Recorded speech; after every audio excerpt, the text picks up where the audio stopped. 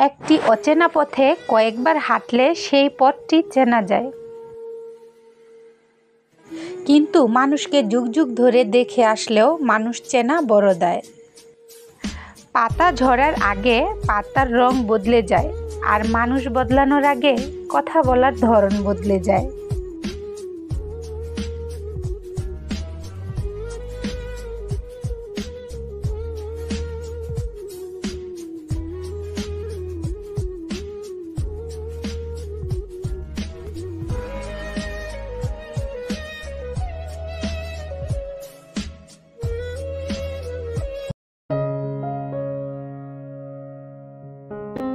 Hello everyone, আসসালামু আলাইকুম। কেমন আছেন সবাই? আই হোপ সবাই বেশ ভালো আছেন। আলহামদুলিল্লাহ, আমরাও ভালো আছি। দূরে এবং কাছে, দেশ এবং দেশের বাইরে যারা আমার ভিডিওটি দেখছেন তাদেরকে জানাই অসংখ্য ধন্যবাদ। তো চলে এলাম বাবার বাড়িতে, যেহেতু বিয়ের অনুষ্ঠান রয়েছে।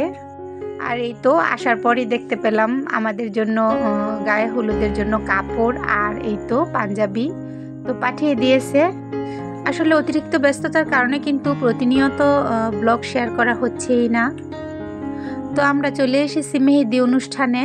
তো এই তো ঘরোয়াভাবে মোটামুটি ভালোই আয়োজন করা হয়েছিল।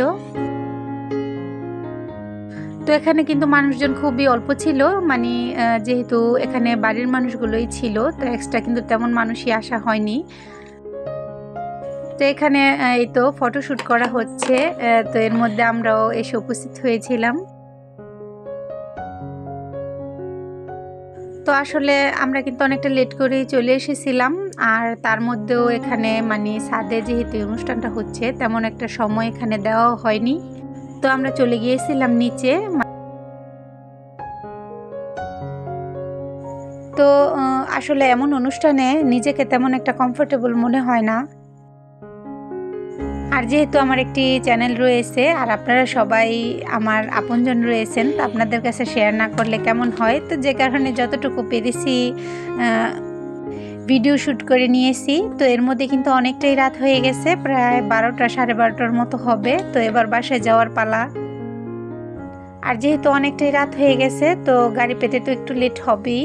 তারপরেও তেমন একটা কিন্তু লেট হয়নি, মাত্র 10 মিনিটের মতো দাঁড়িয়েছিলাম, আর এর মধ্যে গাড়ি চলে এসেছে। তো আমরা বাসার জন্য রওনা দিলাম।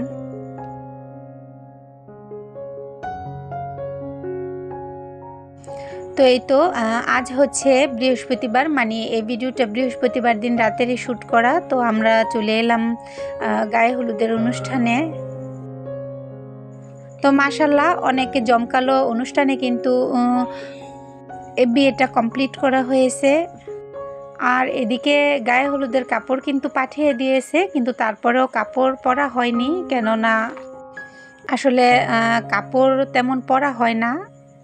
তেমন বলতে কি, আসলে গায়ে হলুদের বা যে কোনো কাপড় কিন্তু আমি পরিই না। আর এই তো চলে যাচ্ছি বোরকা পরেই। আর অনেক সুন্দরভাবে কিন্তু আয়োজন করা হয়েছে, আর ডেকোরেশনটাও কিন্তু ছিল খুবই চমৎকার।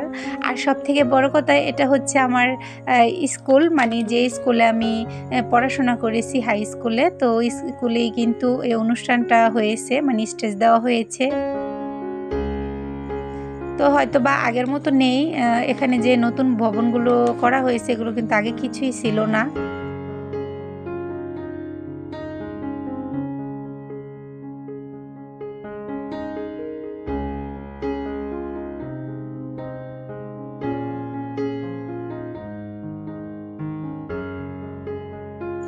আর এখানে কিন্তু স্টেজটা খুব সুন্দর করে সাজিয়েছিল, আর মানুষ কিন্তু অনেক বেশি ছিল। আর এখানেই তো ফটোশ্যুট করার জন্য স্থান। আর ওই তো ওদিকে হচ্ছে গায়ে হলুদ দেওয়া হচ্ছে, আর ওদিকে হচ্ছে কনসার্ট। তো সব মিলিয়ে কিন্তু খুব অসাধারণ ছিল। তো এমন একটা সময় ছিল যে মানে যে স্থানে আমরা বিয়ে খেতে গিয়েছিলাম, মানে শবপুরা, তো এখানে কিন্তু অনেক পরিচিত মুখই ছিল, যেহেতু প্রতিনিয়ত স্কুলে যাতায়াত, তারপর প্রাইভেট ছিল, তো সবাই পরিচিত ছিল। কিন্তু অবাক করার বিষয়, যেহেতু এত বছর পর এসেছি, তো আসলে প্রিয় মুখগুলো এখন আর নেই। আসলে এত মানুষের ভিড়ও কিন্তু কয়েকজন হাতে গোনা পরিচিত, আর সবই দেখা যাচ্ছে অচেনা মুখ। আর এদিকে কিন্তু আমি সব দিকেই তাকিয়ে দেখছিলাম যে আসলে আমার পরিচিত কিছু মুখ দেখা যায় কি না। যখন স্কুলে পড়াশোনা করতাম তখন কিন্তু গাড়ি ছিল না, হেঁটে আসতে হতো। তো অনেককেই চিনতাম, আবার অনেককে মানে ফেস চিনতাম, কিন্তু আসলে অ্যাড্রেস জানতাম না। যাই হোক, আজকের ভিডিওটি আমি এখানেই শেষ করছি। সবাই ভালো থাকবেন, সুস্থ থাকবেন। আল্লাহ হাফেজ।